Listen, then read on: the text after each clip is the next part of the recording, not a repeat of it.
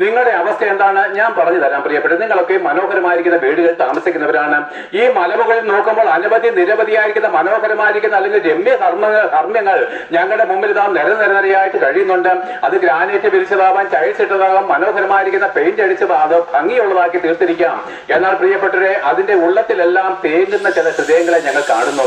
നമ്മളെല്ലാം വിചാരിക്കുന്ന ഒരു കാര്യമുണ്ട്, ഒരു മനുഷ്യൻ നല്ലൊരു വീട് വെച്ചു കഴിഞ്ഞാൽ, അവനെന്താണ് നല്ലൊരു ജോലി കിട്ടിക്കഴിഞ്ഞാൽ അവൻ എന്തോ ഭാഗ്യവാനാണ് ഈ ഭൂമിയിലെ മനുഷ്യരുടെ ഈ ചിന്ത. എന്നാൽ പ്രിയപ്പെട്ട ആ മനുഷ്യരോട് ചോദിച്ചു നോക്കുകയും അവൻ എന്തുമാത്രം കഠിനമായിരിക്കുന്ന വേദനയിൽ കൂടിയാണ് ഓരോ ദിവസവും കടന്നു പോകുന്നത്. ഈ മനുഷ്യൻ ഓരോ ദിവസവും കടന്നു പോകുന്ന വഴികൾ എത്ര ദുഷ്കരമാണെന്ന് നിങ്ങൾക്കറിയാമോ? നിങ്ങൾ ഓരോരുത്തരോടും ഞാൻ നിങ്ങളുടെ വ്യക്തിപരമായിട്ടൊരു കാര്യം പറയാം പ്രിയപ്പെട്ടവരെ. നിങ്ങൾ ആരും സന്തോഷവാന്മാരല്ല, നിങ്ങൾ ആരും ഹൃദയത്തിൽ ആനന്ദമുള്ളവരുമല്ല.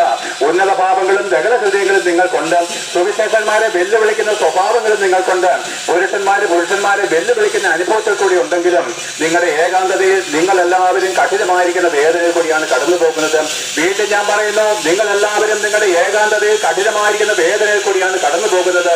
നാളെ പറ്റിയുള്ള പാഠങ്ങള്, കടബാധ്യതകള്, കുഞ്ഞുങ്ങളെ പറ്റിയുള്ള വിലാപങ്ങള്, പിന്നെയോ കഠിനമായിരിക്കുന്ന രോഗങ്ങള്, ചിലർക്കോ കഴിഞ്ഞ കാലങ്ങളിൽ ചെയ്ത നിരവധിയായിരിക്കുന്ന കുറ്റങ്ങളെ പറ്റിയുള്ള തെറ്റുകളെ പറ്റിയുള്ള കുറ്റബോധങ്ങള്, അങ്ങനെ മരണഭീതികള്, പൈശാചിക ഭയങ്ങള്, ഭയങ്കരമായിരിക്കുന്ന സ്വപ്നങ്ങള്, എന്തൊക്കെ പണം മുഴക്കിയിട്ടും എന്താണ് യാഗങ്ങളോ കർമ്മങ്ങളോ അവരവരുടെ മതപരമായിരിക്കുന്ന അനുഭവത്തില് എന്തുമാത്രം വഴിപാടുകളും യാഗങ്ങളും ചെയ്തിട്ടും ഒരു കാര്യത്തിന് ഒരു മാറ്റം വരുന്നില്ല. ഇന്നലത്തേക്കാളും നമ്മുടെ ജീവിതം തകർന്നു പോവുകയാണ്.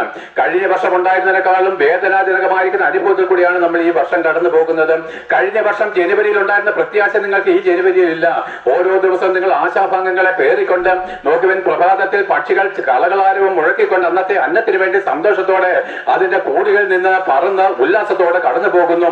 സന്ധ്യാസമയത്തോ അതൊക്കെ മൂകമായിട്ട് ചിറകൊടിയൊക്കെ മാത്രമേ നമുക്ക് കേൾക്കാൻ കഴിയത്തുള്ളൂ. മൂകമായിട്ട് അത് അതിൻ്റെതായിരിക്കുന്ന കൂടുകളിലേക്ക് ചേക്കേറുന്നത് പോലെ പ്രഭാതത്തിൽ നിങ്ങൾക്കൊരു പ്രത്യാശയുണ്ട്. സന്ധ്യാസമയമാകുമ്പോഴോ നിരവധിയായിരിക്കുന്ന ചിന്തകൾ കൊണ്ട് നിറയപ്പെട്ട് നിങ്ങൾ ഓരോരുത്തരും കഠിനമായിരിക്കുന്ന ആ ഏകാന്തതയിൽ കൂടെ വീട്ടിലേക്ക് തിരിച്ചു വരികയാണ്. നിങ്ങളുടെ ഏകാന്തതയിൽ ഉറക്കമില്ലാത്ത സമയങ്ങൾ അനേകരും കഠിനമായിരിക്കുന്ന അസ്വസ്ഥരായിട്ട് ജീവിക്കുകയാണ്. നാളെ പറ്റിയുള്ള ഭാരങ്ങൾ അവരെ വേട്ടയാടുകയാണ്. കേസുകൾ, വഴക്കുകൾ, പ്രിയപ്പെട്ടവരെ എന്തുമാത്രം പ്രശ്നങ്ങൾ കൂടിയാണ് നമ്മൾ കടന്നു പോകുന്നത്.